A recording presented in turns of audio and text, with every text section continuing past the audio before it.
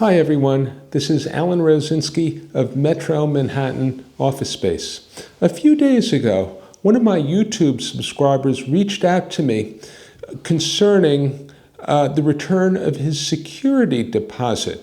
And over the years, I've seen this as a concern by many tenants. Now, this particular subscriber owned a restaurant in Massachusetts and sold the restaurant.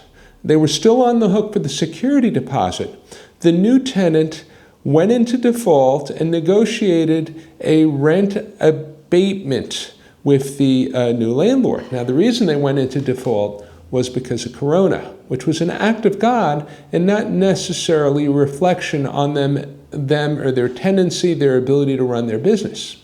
But because of this, the seller of the business, my subscriber, may or may not get the security deposit returned. Now, this is something of an unusual situation.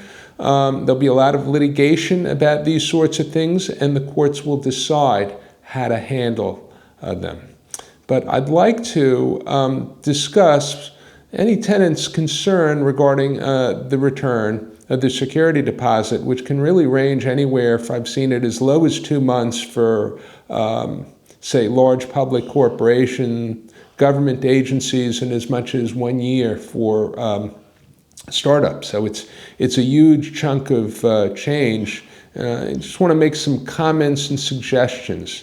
You'd probably be better off, if this is a potential worry, to select a more professional landlord, an institutional landlord managed by a large professional property management firm, Cushman & Wakefield, CBRE, others like that, than a small mom-and-pop landlord whose behavior may be somewhat less predictable.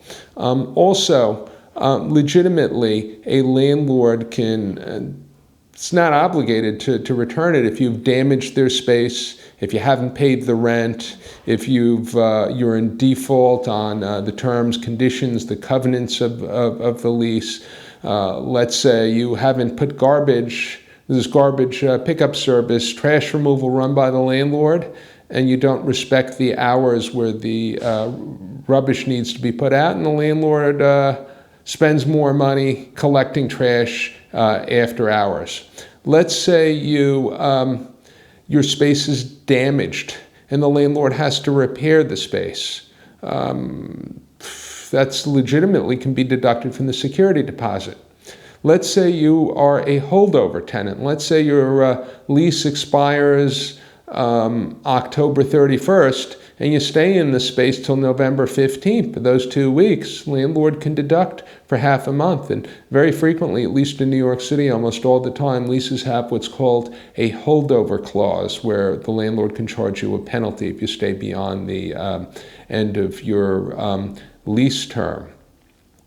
In terms of landlords arbitrarily keeping your cash, it could happen. This also, bear in mind, it's a reputation business. If word gets out that a landlord isn't going to return a security deposit, it may deter new tenants from leasing space in the building. The landlords I know tend to be very service-oriented. They want a long-term relationship with tenants. They want to see their tenants grow within the building. They want to keep them for 15, 20, 30 years. So from what I've seen, then landlords tend to provide a high level of service, and I stay away from the small landlords who are less reputable, less tenant friendly. It's also a function of your broker. Your broker should be showing you space in buildings which are well run, where the landlords are more pro-tenant and treat businesses in their buildings fairly.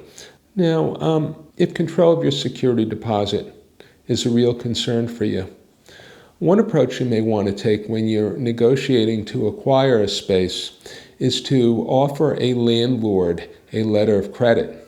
And this is beneficial to both the tenant and the landlord. From a tenant's perspective, the security deposit, while frozen, remains in your bank account. Now, you'll get some interest. It won't be a high interest rate, but it's something.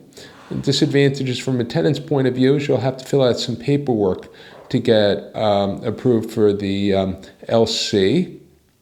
Now, the real upside from a landlord's perspective, in the event, God forbid, that there's a bankruptcy, that security deposit doesn't get divvied up amongst creditors. In the event that you declare bankruptcy, your landlord may be forced to return your security deposit to the bankruptcy court, which will divvy it up amongst the creditors. I'm not sure exactly how the mechanics of this work, but an LC is a much more secure form of security deposit, and the more sophisticated landlords prefer this. Another suggestion for you. Many commercial leases, they do in detail stipulate under what conditions a security deposit will be returned. In the event that that clause in your lease does not state when the deposit will be returned, make sure that your attorney adds that in. Let's say you want to add that the security deposit is to be returned to the tenant within 14 days of the lease termination, subject to the tenant not being in violation of the lease. That's something which is important. I do not believe that's regulated, by the way, by law in New York State, but I know that residential security deposits have to be returned within 2 weeks. So hope this helps. If you have any questions for me, please feel free to tweet them to me. My Twitter handle is @MetroManhattan. Of course, feel free to email me as well, and please subscribe to my YouTube channel. Until the next time, take care now.